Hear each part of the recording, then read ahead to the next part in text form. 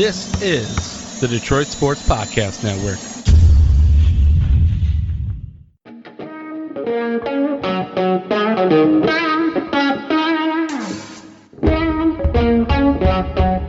The biggest icon in podcasting.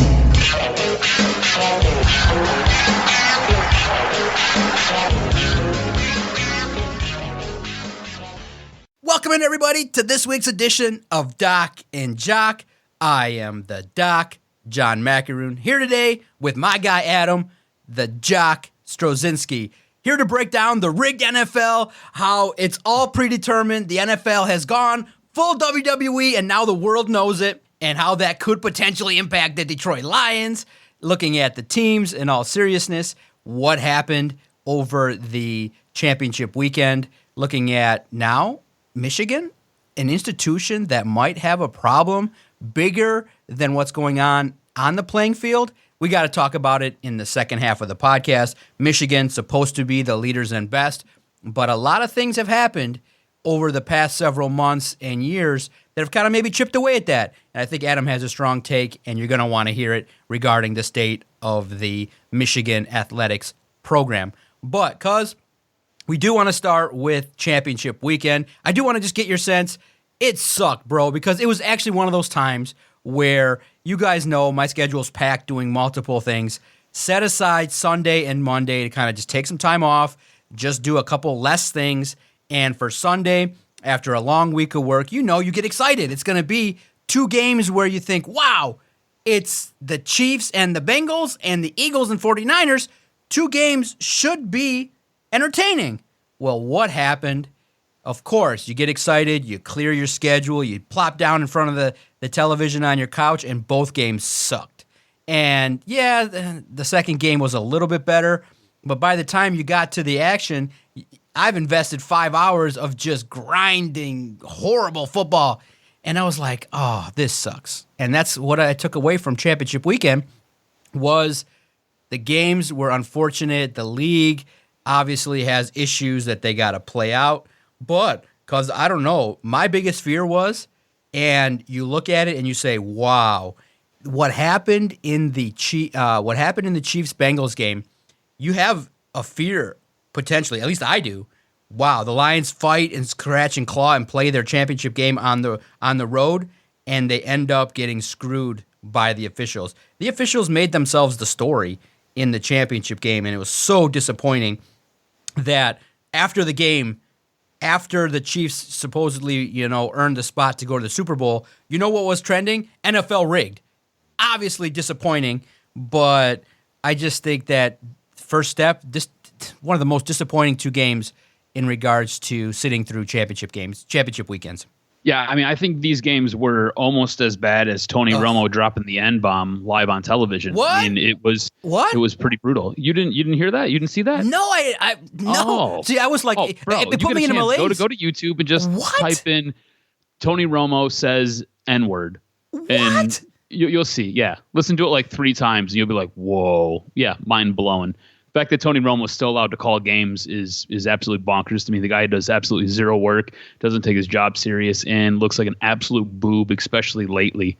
But yeah, man, go check that out. You'll be like, holy cow, I can't believe that's a thing.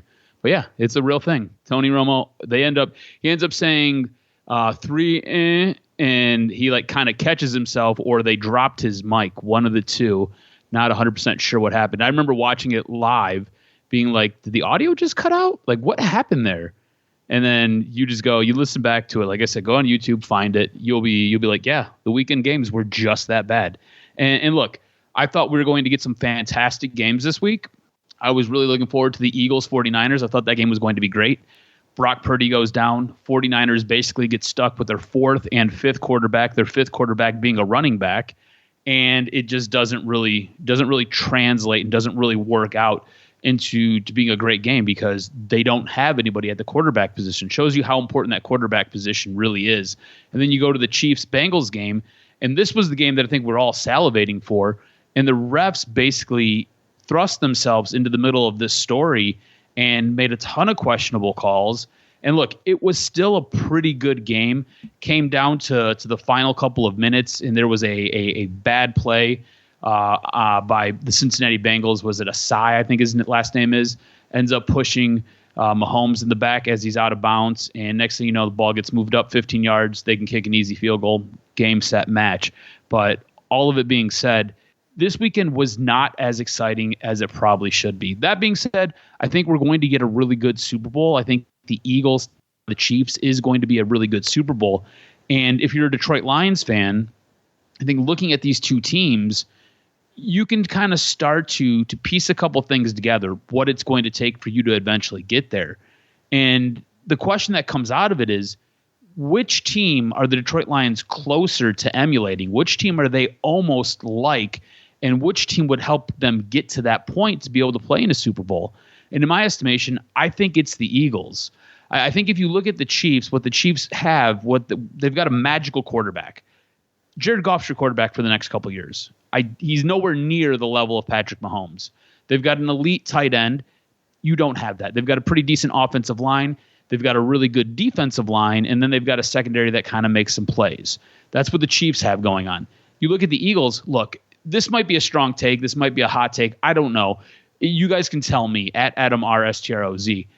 I don't think Jalen Hurts is an elite quarterback. I think Jalen Hurts is a very good quarterback. I think Jalen Hurts is a very elusive quarterback. I think a lot of the magic with Jalen Hurts comes from his ability to run. I don't think he is some cerebral quarterback sitting back in the pocket. I don't think he makes these outstanding, insane throws. I think he makes the right throw, right time, and he has the ability to run on you, which opens up a lot in the passing game because you've got to account for him. So I think you've got a very good quarterback in Jalen Hurts. In no way am I diminishing him. I just don't think he's elite. I just think he's a very good quarterback.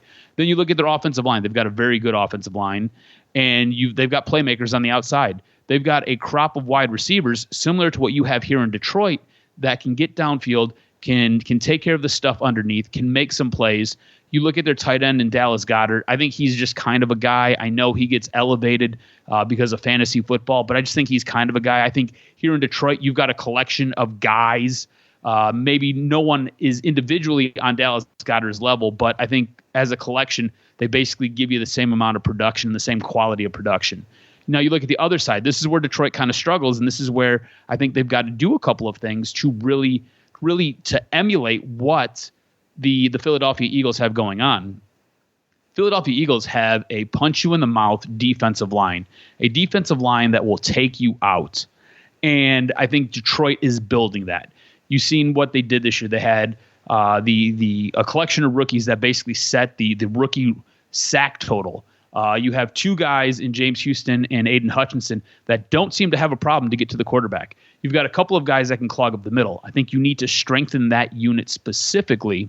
On top of that, add some linebackers that can kind of cut down some of those mid-range passes, basically help secure that second level of the defense, and to get some guys who can play corner and get some guys who can stay healthy. Now, look, health is something you can't control, but you need to get some guys who are a little bit more durable. It feels like every single year the Detroit Lions are just rolling through cornerbacks because they're constantly hurt. I think the secondary unit has taken a big hit compared to where we were at last year. Again, thought Amani Aruarie was going to be a guy. He's not a guy. He's basically a pylon out there. At least he didn't work here. He might go find someplace else to latch onto and work there, but he did not work here. I think Jeff Okudah could be a guy. Health, constantly an issue. I think having a couple of the draft picks that they picked up last year kind of coming through at the very end of the season really helped that unit find a little bit of levelty. But, I just don't trust that secondary unit. I think adding Tracy Walker back into that unit next season when he comes back from his injury, I think that'll help strengthen and bolster it. But you really have to focus on building that defense. I think if they can get this defense stronger and perform like they performed down the stretch of this past, I think this team has a chance to be playing for a Super Bowl. I mean, offensively, this was an incredible unit. And I don't know if you'll be able to duplicate what you did this year, but you might be able to do something a little bit better if you add in a healthy JMO. You're allowed to maybe take the top off the defense a little bit more, opens up some things underneath for Amon-Ra St. Brown. You figure out what's going on with your running back core, maybe add a piece there, help strengthen that up. I think this team has a good shot, and it has the footings, and it has the blueprint to be what the Eagles are. A smash-mouth football team that's going to win in the trenches, and then it's going to take advantage of you on the outsides. And that's how I see them building their football team going forward. Yeah. Continue to build through the trenches. Why not? I mean, you saw the pressure that the Eagles brought. I mean, you basically knocked out the quarterback of the San Francisco 49ers, made it so that he cannot throw the football. It made it a one-dimensional game. Yeah. Hassan Reddick destroyed a football team. Hassan Reddick. And you look at it and you say, you know what? How do you continue to invest in Aiden Hutchinson? I think what you do is you allow him to maybe get spelled a little bit by bringing in more defensive line help, and you have the opportunity to maybe even continue like addition by addition by having Aiden Hutchinson not be the source of drawing all the double teams. Now you have Breeze or you have Tyree Wilson and you have another beast next to him. Bro, you're talking about consistent pressure all game long. And now we're not only talking about consistent playoff wins, but a realistic opportunity if you hit on a couple free agents and find the right pieces on defense in the draft. Now you're talking about 23-24. 23 is the year you win a couple playoff games. 24, you could maybe even begin to open the door of the conversation for the Lions to win the Lombardi Trophy. And I think what you're saying, Cuz, and it's so true, which is what's giving everybody hope that has watched the playoffs, that sat through those two awful games is, you know what? It looks like for the first time in a long time that the Lions are building a football team that can win a trophy similarly to how other good teams are. But here's the problem, and this is where maybe the one critique you could, at a higher level start to talk about. Patrick Mahomes, Joe Burrow, Jalen Hurts.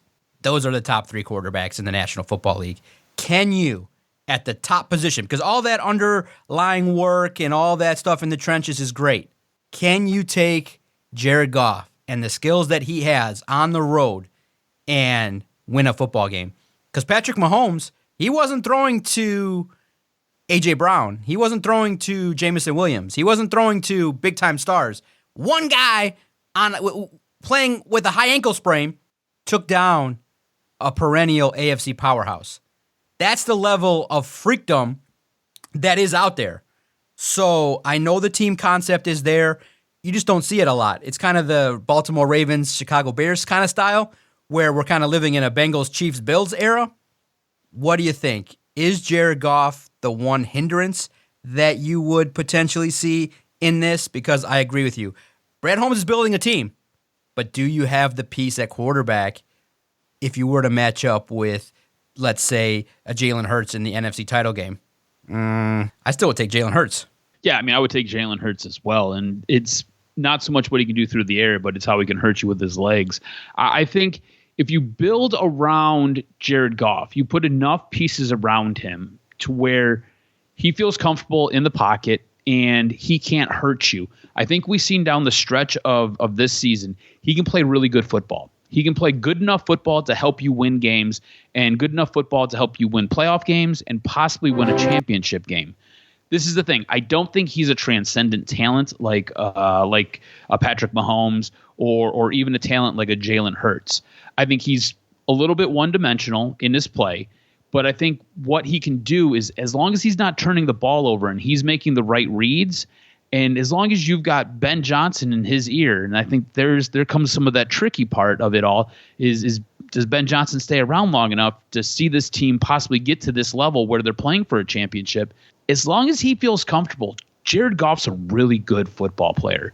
And as long as he has the faith of the coaching staff, he's a really good football player. I think what you've seen when he was in LA, you had a head coach who was basically tired of scheming things for him and trying to put him in a position where he looked better than what he was. I think he got frustrated with some of the arm talent that Jared Goff had, and I think he had a little bit of frustration with some of the decision making that Jared Goff had, and in turn he ended up scapegoating Jared Goff. remember, sports is just as much mental as it is physical. I think that played a big role in Jared Goff's demise when he was in LA, when he was playing for the Rams. I think him coming here, you've heard nothing but basically building this guy up from Dan Campbell from day one to when Ben Johnson took the job. It has been nothing but building Jared Goff up. Even when this team was 1-6 and he was having brutal games, they're like, nah, he's still our quarterback. He's still our quarterback. He's got it. He's making the right read. He's doing the right things. We've got to figure other things out. It was always about trying to protect him and basically working with his ego and his mental state. So I think as long as he has the faith of the coaching staff and he is put in a position where the turnovers are limited and he can't really hurt you, I think he's good enough to help you win a Super Bowl. I think this team, and I love the way that they're building right now, I think we both agree, offensive line is super strong. I think we would both say that they have a top 5 offensive line in the NFL. You look at the wide receiving core, and you've got Amon-Ra St. Brown, who realistically, he is a number 2, but he's like their number 1 guy. And then you have J-Mo on the outside to help stretch the field. If J-Mo and Jared Goff can get on the same page, that will be dynamic. And that will be something that will be fun to watch next season. You've got to find another guy, whether it's DJ Shark or whether it's insert name here. You've got to add one more guy to that receiving core and kind of help balance that out. A guy who can kind of take some of the pressure off those other guys. I mean, look at what you got out of Khalif Raymond last year. Khalif Raymond was essentially just a punt returner. This guy got put into big spots on the offense, and he came through every time. It seems like Detroit in the coaching staff finds a way to basically find diamonds in the rough, polish them up real pretty, and they get a ton of production out of these guys, which I think is absolutely fantastic. It's almost like it is next man up. Just grab him off the shelf, insert him into the game, and put him in a position to succeed and watch him succeed. I think with Jared Goff, with the pieces that you have around him, if you were to bring Jamal Williams back, we both talked about this before, we feel like he is a guy that they should be at the top of the free agency list for them. You maybe add another running back. I don't usually like drafting running backs very high.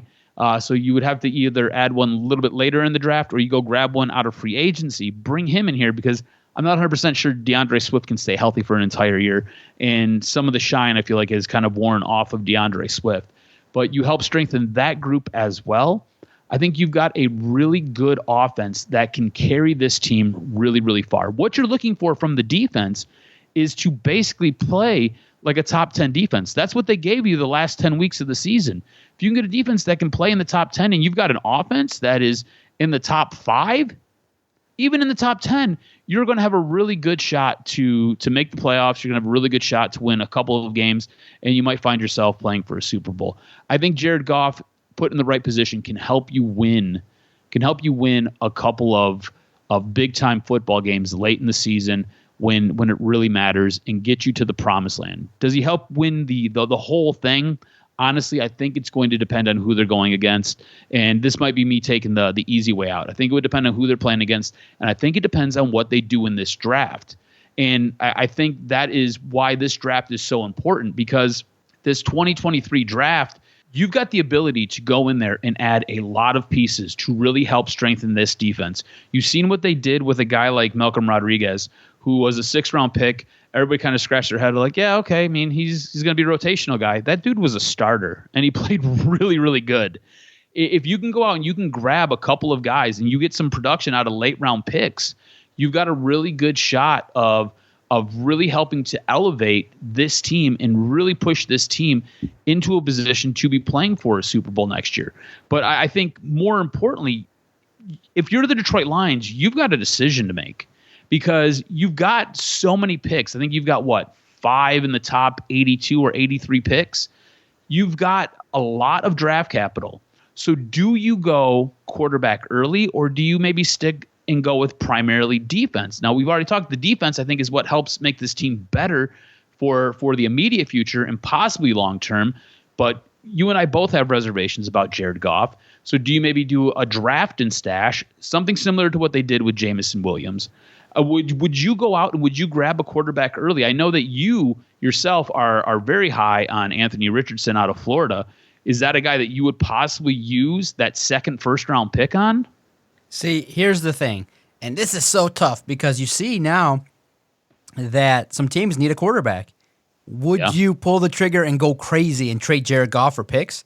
Man, because you look at it and you say, here's the theory. Okay, now this is the 49ers theory because you had the other three teams, and I wish the situation would not have played out that way in the NFC title game because we could have seen if Brock Purdy, the last draft pick, would have been successful. Okay, because then you could point to and have another example of a team that went with a very low-rated quarterback who had a nice team that got to the Super Bowl. And then you could open up the argument, open up Pandora's box, have everybody start throwing darts at you by saying, look, trade Jared Goff, take a rookie, take the hit maybe a little bit this year with the hopes that 24 is the year you go for it all. Because maybe a team gives you 2 seconds, 2/3, a player. You never know. You add a bunch of players and you go in a direction where you make the quarterback position irrelevant and you have a system. But I think that the Lions, even though we may speculate that that's an option, the Lions want to roll with Jared Goff. Ben Johnson's not coming back to coach C.J. Stroud. While I love the idea of it, I just think that Jared Goff's play made it so that the Lions are not going to do that to him. They're not. They're going to potentially, based off of the perception, and a lot of scouts will tell you, look, the league is about perception. You draft Richardson number 6 or in the first round. Now you open up the talk where Jared's going to have to hear and read in the papers, hey, let's play Anthony Richardson week 4 after a 2-2 start. And he's not. That's going to be the ultimate distraction. So for sure, when you draft a quarterback in the 5th round, then you could just tell everybody, look, this is development. The only way he sees the field is if there's an injury. So the best plan A from myself, my opinion would be draft a developmental quarterback that you know is not going to see the field, and then the guy that sits in the room with Jared Goff is somebody that's a veteran. Gardner Minshew, Sam Darnold, Mike White, somebody that you can throw in there with the perception that if Goff has to miss a series or two or has to go out, that you can maintain your season. That's what they're going to do. It just reeks of that. They might not even draft a quarterback. It's 50-50 that you draft a quarterback at all, but the discussion's there. It's based on what you saw with the 49ers, the discussion's there. And then here's what sucks, cuz this is the part that always sucks. The timing, the universe, the stars never align where the bomb quarterback, the Caleb Williams, is not available this year. Yeah. The CJ Strouds are always available when the Lions are picking 6 and they maneuver it. The Trevor Lawrences, when we suck, are not there. The Joe Burrows are not there, so we can get into the conversation because it does, while Jared Goff is great top 10 quarterback, who doesn't love to have the top 4 quarterback in the world? Mm-hmm.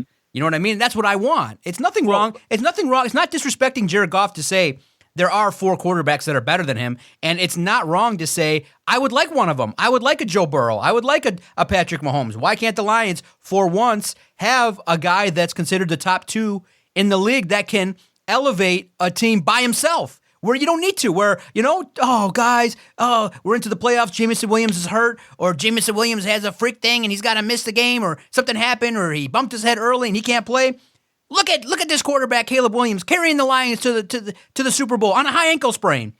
If Jared Goff goes down and we're facing what the 49ers face. So they're not going to do it, but man, sure. What I love I love talking about it. What about if this scenario was to play out in the draft? What if somehow one of the quarterbacks ends up falling, right? And we've seen how there's a bunch of teams who are looking for a quarterback, and I think there's going to be a bunch of quarterbacks that are going to be on the move. How would you feel about a scenario like this playing out where you could have we'll say CJ Stroud or maybe Will Levis falls into your lap at 6, and Green Bay and Aaron Rodgers move on from each other. Green Bay's got numbnuts over there. Was it Jordan Love? Was that his name? I don't know. Whatever. Numbnuts. He's not very good. Anyways, they've got him over there, and they're like, well, shit, we need a quarterback. Those guys are there. What if they were to make a trade with Detroit? Detroit ends up moving back to where Green Bay's picking. So they're basically just ahead of your second pick. You'd end up giving them the 6th overall pick, give them the Rams pick, and you would get some draft capital, ask for basically a first rounder next year and possibly a second rounder this year or next year. You'd have to basically figure out what the what the draft value would be. But if you were to somehow manage a way to get some draft capital for next year, so that way if Caleb Williams is available and the team who's drafting early in the draft is looking to move out of that position, you've got 2 picks in the first round. You could pair up and you could move up and go get your quarterback of the future. That would be my ideal situation for this team. If somehow they were able to move back from that 6th pick, add some draft capital from for next year, get a first round pick for next year, and basically able to pair that up to go get a guy like Caleb Williams and really help solidify that quarterback room with that guy. Now, don't know if that'll happen, but how would you feel if that was an available option? Or would you be steadfast and you're like, no, 6th pick, we're taking best available defensive player, whether it's cornerback or whether it's D lineman, and 2nd first round pick, we're sticking with the defensive pairings, and we're going to probably grab, I think cornerback's probably going to be the best position right there, possibly a defensive, an interior defensive lineman. Would you go that route instead? No, you got to go defense. This fan base knows what's going on. You can't argue when you have the top 5 offense that you need to add to the offense early in the draft. It's defense, It's defense, and maybe you go free agency with the interior of the defensive line. Maybe you peek into another skill position, early, but I say defense. You need linebacker, cornerback. You need defensive line, cornerback.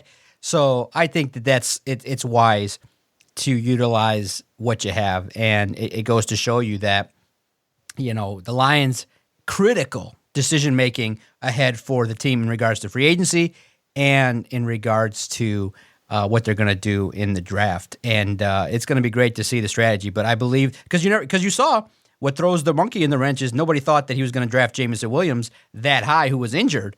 So now we got to start, looking through the injury reports and seeing who's a player that maybe is dinged up a little bit that can come to the Lions and be somebody that they trust as well. So I'm fascinated. It's a good talk to have. It's very interesting to look at what the Lions could do. We're going to have months and months to speculate as now the Senior Bowl's going on. We'll see the recap as to what comes from that. The Combine's going to take place. Then the positions are there, and in the coming weeks, we'll start to hone in on the players. The defense needs to be addressed, and there's some free agent decisions that Brad Holmes has to make. But cuz the blessing is, and I think the biggest takeaway is for the Lions that probably have success and avoid the referees making the game a mockery, you better have the game, at Ford Field. You don't want to have a neutral site. You don't want to have no bogus bullshit league situation where you got to go to Philly and try to get the officials to take your side. For whatever reason, the officials have been making themselves a part of the storyline here in the National Football League. It's no secret. So if you want to give yourself the best odds, win a bunch of games in 2023, get some home playoff action so that you can give your fan base something to cheer about. I think that gives you the best chance. I just don't see, just yet, with the roster that they have, they're going to build to it. Right now, this roster is not built to go on the road in the playoffs and overcome the officials. It's just not there yet. You need a couple more big high-end players, and you need the development of your talent. So if that's the case, the future's bright. We're actually legitimately on this podcast talking about the Lions making their way through the postseason, getting wins. They're coming, guys. They are coming. By all accounts, Brad Holmes, Dan Campbell, they're working together well. They have good talent. The motivation's there. Players want to stay. And you have what's coveted. Draft capital and a little bit more funds. Hey, $16 million more in the cap is nice. That allows you to kind of spend a little bit more than what you could have. Now, it's not going to let you go out and get big splashes, but maybe you can get somebody on defense, a cornerback, maybe an interior defensive lineman. Maybe, if you pay attention to all Lions throughout the week, there might be a free agent that a lot of people are talking about in the free agency market that people are clamoring for that could develop and be a guy that has produced a lot of sacks, very girthy, very beefy, that could come and do some things. So nice usage of girthy. Yeah, it's the word, man. That's what the Lions need. They need to get bigger. They need bigger along the defensive front there, and that's what you saw. So I'm hoping playoffs, Ford Field. It's nice to be talking about the Lions in this kind of conversation. So I'm real excited about it, man. It's good to. I think this is. Would you say over the run of the last decade, this is the most hope you've had with the Lions? Oh yeah, absolutely. Absolutely. And look, we've tried spit shining turds before. Yeah. Like I remember when Jim Caldwell was brought in, we looked at that from every angle. We weren't very high on it. And then he was here and it was okay, but there were constant foibles and constant warts with that one. And then you looked at Matt Patricia coming in and we both kind of scratched our head a little bit, and I was willing to give it a shot. I think a little bit more than you were. You were, if I remember correctly, you were kind of like, I don't know about this guy. And I was kind of like, oh, let's just kind of see what happens. And we all seen how that worked out. That was absolutely horrible. It does seem as though this team finally has it right with both a head coach and a general manager. And it seems like the head coach has a really good crop of assistant coaches as well. And that's really paying dividends for this team. Absolutely. Now, let's turn the page a little bit to a football program that might be facing some challenges in a different realm. The Lions have mostly been staying clean, not getting in trouble, not making waves for doing bad things and making bad choices. The Michigan Wolverines, totally different. The athletic department at Michigan kind of going through some things. You have this program that should be celebrated after 2 appearances back-to-back in the college football playoff.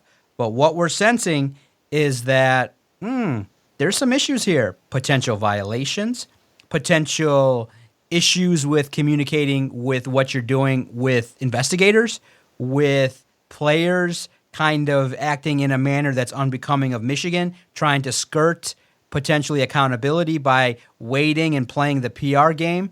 Michigan, and I think Tony Garcia encapsulated it best, when you call yourself the leaders in best and you act this way, you're not acting in a way that is becoming of a national powerhouse.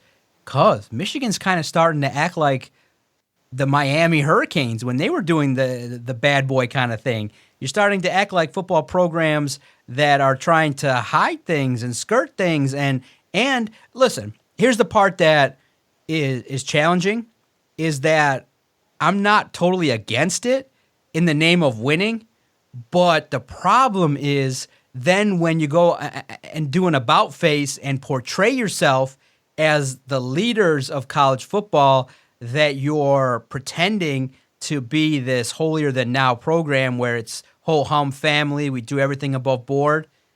I'm not above acting in a way, or I'm not down for portraying yourself as being something that you're not.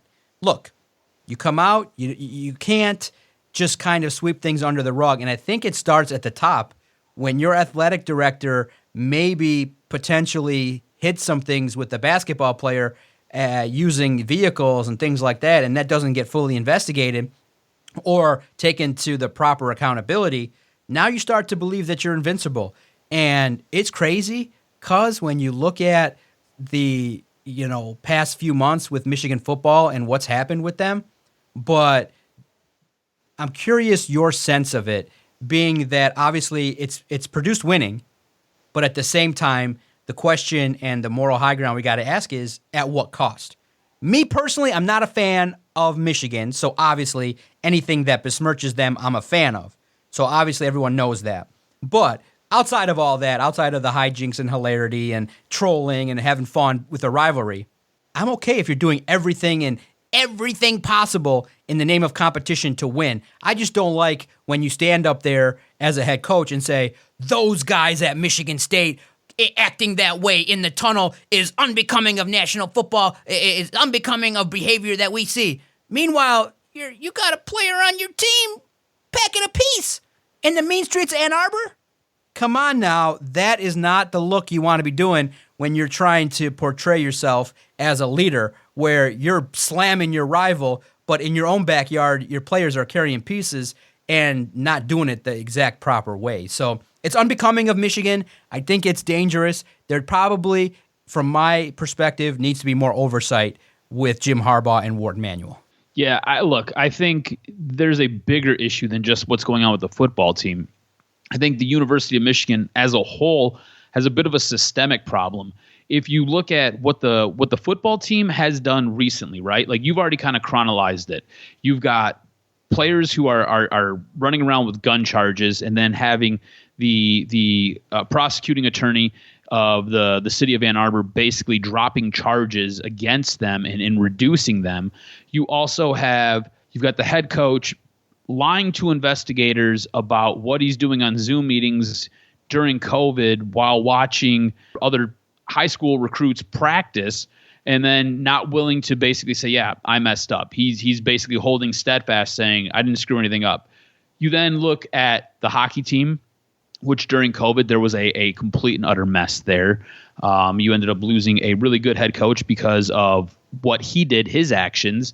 You look at during all of this, we had all the issues with Dr. Anderson come out. The university never really stepped forward and said anything. You ended up losing your president during this stretch. He basically stepped down. He was playing grab ass with one of the teachers. So that's a bit of an issue. You look at the other sports. You look at the basketball team. How many times have we talked about Juwan Howard basically having rage issues on the sidelines? So you look at all of this, you start to kind of stack this up. There's a real problem at the University of Michigan. And then you basically hit the double down button, and you've got the new president basically coming out and fanboying on Twitter. And you've got your head coach of your football team. Mind you, it's a football team that has made the college football playoff twice. It is a football team that has won the Big Ten championship twice.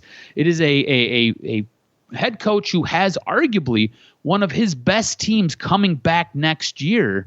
And this team seems to be stuck in a rut because he's out there commingling and meeting with NFL teams. This team, from a recruiting standpoint, can't really seem to get off the mat.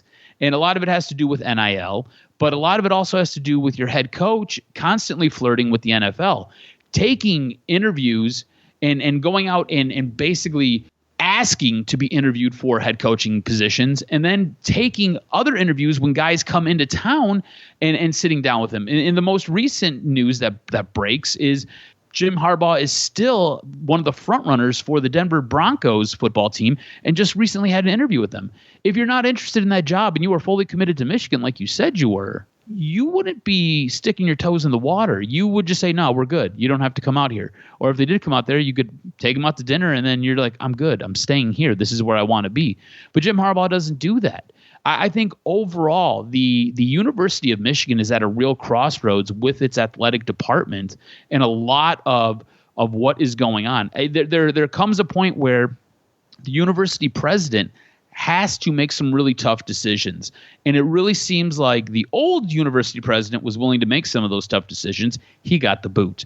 The current university president seems to want to be buddy-buddy with all these people. I haven't even mentioned what could possibly be going on with the co-offensive coordinator who got released for doing things that were not appropriate on his computer on university property. So I mean, there's just a multitude of issues, and it really seems to be that the University of Michigan's athletic department is a really toxic environment, and it does seem like it is almost win at all costs. And if that's the case, if it is win at all costs, is that what you really want to be? Remember, this is a university that talks about doing it the right way, whatever that means.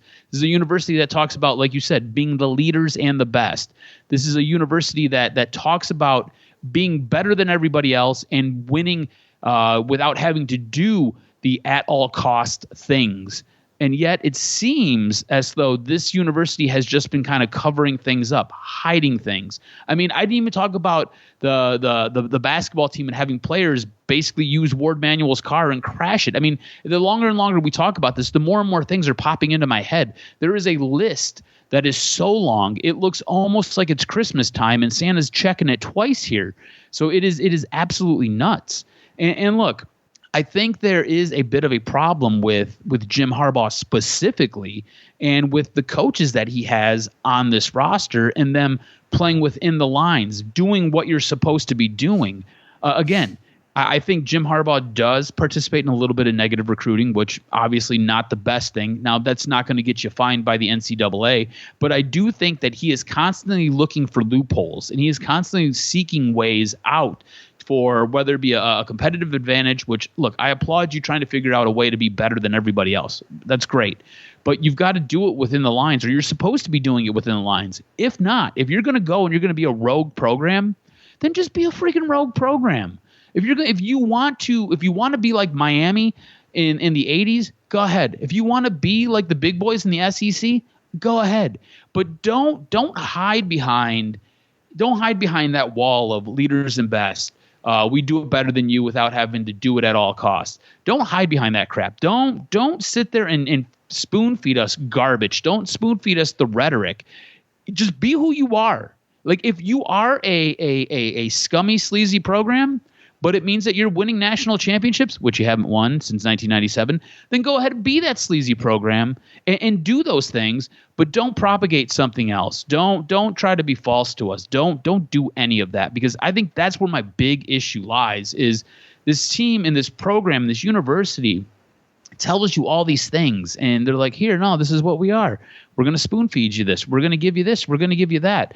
And it's the complete opposite. Like, if you're a Michigan fan, where are you at with this? Like, are you upset that your football coach is in the news with NCAA violations? Are you upset that your assistant coaches are doing things with school property that appear to be illegal? I mean, you don't have squad cars just roll up to your house and basically break your door down to arrest you for no good reason. I mean, look, this is speculation.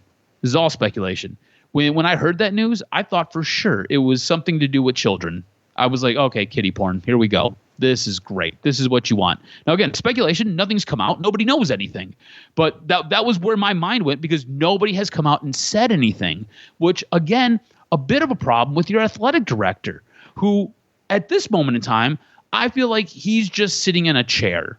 The guy doesn't really do anything, doesn't address anything. Honestly, him and Harbaugh don't even have conversations, it sounds like. You got to get the university president involved to grease things.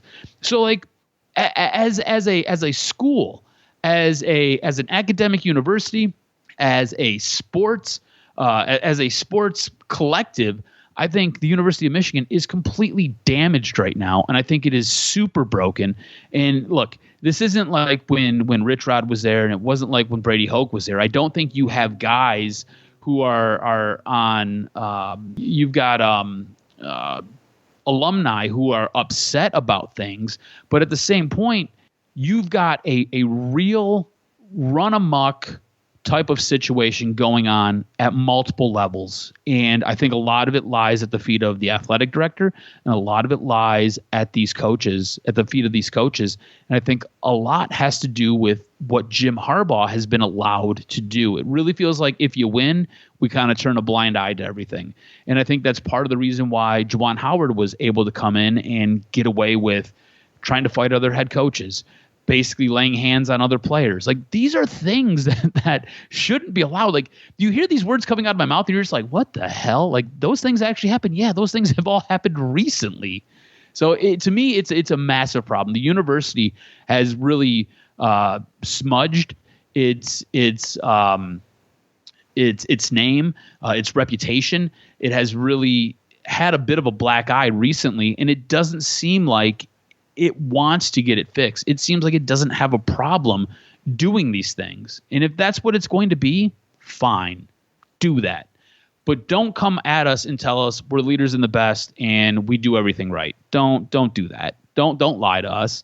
You know what I'm saying? And if you're a Michigan fan, you need to be smarter. Like, don't just drink the Kool-Aid. Like, pay attention, formulate an opinion. Like, all these things are out there.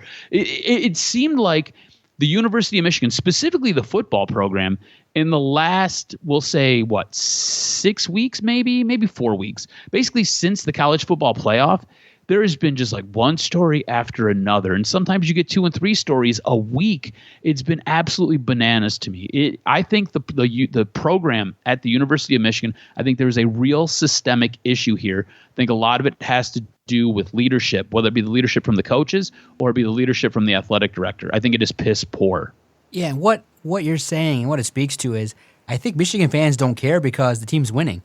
This kind of stuff costs people jobs when the team is not winning. When the team wins, it does cure all. And it goes to show you that when people say winning cures all, the key word is all.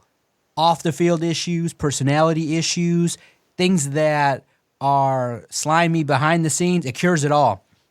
And here's the crazy part of what I like about people that are fans, that are sports fans. And what I like about you is you definitely hold people's feet to the fire and you understand what accountability means. If Jim Harbaugh broke the rules, then he broke the rules. I don't care if it's a silly rule. That's a different argument. Yes, your opinion could be, look, buying a kid a hamburger is stupid, that it's not a big problem. But you can't base your argument on punishment in that vein because, in essence, what you're saying is you get a traffic ticket, you're going 25 over, you're going 50 into 25, and you stand in front of the judge and you say, that 25 mile per hour speed limit is stupid, so I'm not going to follow it. The judge is going to look at you and say, what? I don't care what you think. The letter of the law is the letter of the law, and your opinion on it means nothing. So if you're not supposed to buy a kid a hamburger, a French fry, a stamp, and you do it, then you are in violation, and now we're arguing semantics, and this is where I don't like things where maybe Jim Harbaugh's like, well, yeah, I did it, but I never lied. Okay, I get it. You want to argue level 1 or level 2 violation. The key word to me is violation. You did something wrong. So that goes to show you that you don't know all the rules and you're not up to speed on how you should be acting with recruits. So you can then extrapolate that and saying, okay, if you don't know all the rules, what other rules might you be willing to break to get a kid to come to your program, to get a coach to come to you, to win? You know what I'm saying? And for fans, you can't just pick and choose what rules you like to enforce and which ones you don't. Rules are rules. Yeah, it's silly, but that's a different argument. Jim Harbaugh allegedly broke some rules, and you got to be accountable to that. And so that's why, Michigan fans, you got to be careful when you give Jim Harbaugh a universal pass to do everything, because when you do that, because we all know, absolute power corrupts absolutely. And that's where the higher-ups, you can't have Santa Claus, the president there, kind of coming out and being the ultimate fanboy and being like, we got Jim Harbaugh, he's staying, and we like this, and putting out fake facts on Twitter. Look, Santa, you got to do a better job of being a leader here. You got to be overseeing this. You can't just broom aside Ward Manuel, dismiss him and what he's doing just because you're a big fan of Jim Harbaugh. There's a lot more to your job than being a cheerleader for the football coach. You got to look at, a real leader looks at the impact on the entire university, not just your fandom. So that's where we look at it from the outside and saying, okay, Jim Harbaugh winning has kind of, superseded people's rational minds here to make sure that he's doing things in a way that is also becoming of the university, maintaining the reputation. Because we've all seen football programs that have been willing to do things in a bad way. And it can go, when you dig deeper, it can go to very, very dark and deep places that you've seen what people can do when winning's there. But for me, when I look at the Denver Broncos news and the NFL news, it's just negotiating. I don't see Jim Harbaugh wanting to leave Michigan. He's got it great there. He's winning. He can win and get to the college football playoff, at this juncture of his career. People are going to like him. I think he's just offended that he's still, at this point, does not have the big Nick Saban contract yet. He's earned it, but maybe there's a little power struggle with Ward Manuel that Santa Claus has to kind of come in and make sure that the little elves smooth things over and make sure that Jim Harbaugh wants to stay at Michigan, because Ward Manuel's like, wait a minute, Jim might be, maybe Ward Manuel's the voice of reason, and he's like, hey, wait a minute, Jim Harbaugh's doing all these kind of things and doesn't want to pay up. And Jim's like, look, I'm winning, I don't care, do what you got to do, and I'm just going to, when do you hear, oh, Jim Harbaugh had lunch with an NFL owner in Ann Arbor? When do you hear that? You never hear that. You never so it's hear a negotiating ploy. It's distracting, and I think that it opens up negative recruiting, and it's just a bad look for Michigan. But here's again, because it's crazy. The fans don't care because Michigan's winning, and I'm curious to see what the punishments are going to be. It'll be very fascinating to see it. But do you think he survives all this? Do you think that this all blows over, he'll get slapped on the wrist? Because there is a potential, if the NCAA doesn't back down, that he gets a 2-game suspension in 2023. Well, that's the thing, right? So you want a new contract. I don't know how you end up negotiating for a contract when you've got this hanging over your head. Like how do you sign a new contract when you might get suspended by the NCAA? That seems really hard to present, 1, to a fan base, 2, to boosters, 3, to your players, 4, basically to the world of college football. Like, yeah, this dude completed NCAA violations or committed NCAA violations, and we just inked him to a new 5-year deal where he's making $10 million a year. What? Come again? Yeah, he's going to have to sit the next 2, maybe 3 games. Wait, what? And he's making how much money? Like, I don't know how you turn around and sell that. To me, that's a big issue right there. But look, I don't know how this university basically packages all this up, because it really does feel like there's going to be some type of sanction coming from the NCAA. Now, whether it is just a few game suspension, whether it is something a little bit more, maybe it's a fine. It seems like there is something coming down the road from the NCAA, because it's just not going away. And the fact that Jim Harbaugh just won't say, yeah, I messed up, seems to be making it that much more worse and that much more difficult. So it's going to be interesting to see how all this plays out, whether it is negotiating tactics to meet with NFL owners, specifically the Denver Broncos in Ann Arbor, or if it is more along the lines of, hey, I'm trying to get myself a new deal, let's have this conversation, whatever. And he does sign a new deal. I don't know how the university then comes out and says, yeah, we just inked him to this, and here we go, we're off and running. To me, it is just such a weird, and it almost feels toxic relationship between the not so much the university, because it does seem like Santa Ono is very much on Jim Harbaugh's side, but between Ward Manuel and Jim Harbaugh, and then Jim Harbaugh and the NCAA. And then it does seem as though Jim Harbaugh almost wants out of the University of Michigan, because he keeps doing these things with the NFL. It is just an ugly, ugly situation. And it's taken us a little bit of time to get around to this, because we've had so much Lions talk. We've had such good stuff to talk about with the Lions, that we now have all this stuff we got to get caught on with the University of Michigan, because it really does feel like for the last couple of weeks, it has just been one ugly story after another ugly story after another ugly story. Well, they're ugly to me, at least. They're not so much ugly to you. You're wishing for the demise of the University of Michigan, so I totally get it. But I don't know how this continues. I don't know how this proceeds, and that's a bit of a concern for me as a Michigan fan.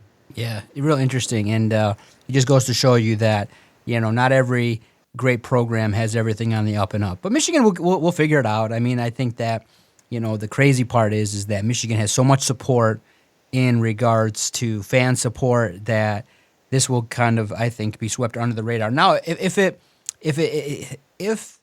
Jim Harbaugh gets suspended, if more heat gets turned up, maybe there's some ramifications, but we'll see what happens as the program looks to take another step forward. They're poised for success. Again, when you have a lot of your players coming back, you have J.J. McCarthy, Blake Corum, there's an opportunity for more success, and so a lot of this is what the programs call off-season noise. Let's see how far they weather the storm. Now, before we get out of here, I do got to get your sense real fast. We can spend a couple minutes on it. You heard the news, Dylan Larkin, 8 years, $9 million. He wants it. Steve Yzerman planting his flag, 8 years, $8 million per. In my mind, that's far too much for Dylan Larkin, even at 8. Some people are like, why is there such a hullabaloo about all this? Just meet in the middle, 8.5. That's a lot of money. Even at $500,000 over 8 years, that's $4 million. What I love to hear was the reports, reportedly, that Yzerman had planted his flag and said, I'm not budging. My deal is 8 years, $8 million per, take it or leave it. I love that. I don't think Dylan Larkin is worth $8 million a year. Just real fast with our last couple minutes, do you think they get the deal done? Do they meet in the middle? Is Dylan Larkin correct for wanting $9 million per over the next 8 seasons? I just don't see it. I wouldn't even mind if they just moved on from him. I mean, he's good. He's a solid player, but the team is still 7 points out of the playoffs at this point. When's the light bulb gonna go on for Dylan Larkin to lead the team to the playoffs? So I'm cool with Yzerman's plan. I'm Team Yzerman at this point in time. I want to go less. I want to go 6 years at $7 million per is what I would offer. Yeah, and I would have a hard time giving him $7 million per. I'm not a huge fan of Dylan Larkin. Never have. I don't think I ever will be a huge fan. I look, when you start squabbling over $1 million, that's a bit of an issue, right? That's a big issue for me if you're the player and you're not willing to either meet in the middle or you're not willing to come down a little bit, right? I don't think Dylan Larkin's worth $9 million. I don't know what world Dylan Larkin is worth $9 million. $8 million is a lot for me. Like I said, I would have a hard time paying him $7 per. Now, I understand with kind of what's gone on with the NHL that he probably is a $7 million player. I don't necessarily know if he is an $8 or a $9 million player. I don't think he has done enough. And people can say it's the talent around him, it's the system he plays in. Look, this guy was brought up here. He was supposed to be your number one center. I think on a really, really good team, he's probably a third-line center. On this team, he's probably your number two center. And, like, this isn't even a really good team. This is a team that's fighting to get into the playoffs. Like, they're not a team that is considered to be serious for the Stanley Cup.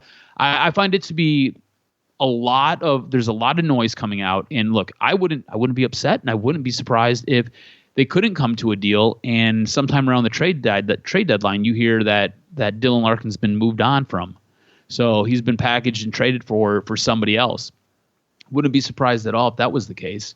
And I'll be honest with you, I wouldn't be sad about it. I really wouldn't. I'd love to see what he could do somewhere else. Not so much here. I would love to see if he really is what he believes he is. You know, he's this awesome number. He's line one center. I just don't see it. I don't think he's worth the money. I love that Steve Yzerman has said, no, this is what we're doing. And if you don't like it, we can move on. We can move in another direction. I think it's fantastic. Look, I'm all aboard the Yzer plan.